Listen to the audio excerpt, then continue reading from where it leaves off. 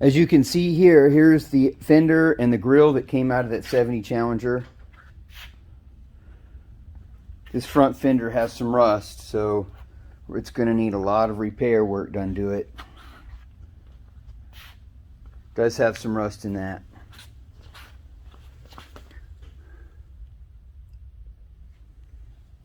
Well, then on one of the fenders, you can see we have this that goes on the inside of the fender.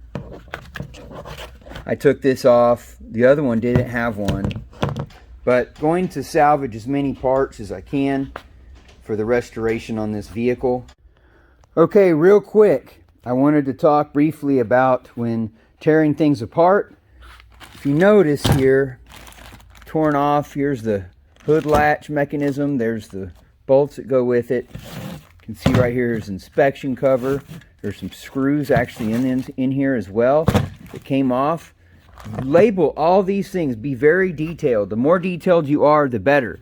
Here we go. Here's lower control arm shock bolts. Brace bolts right here for the hood latch. And if you come over here, those are the bolts. Those bolts go right there. So if you notice, took this apart, took this off the car, labeled it.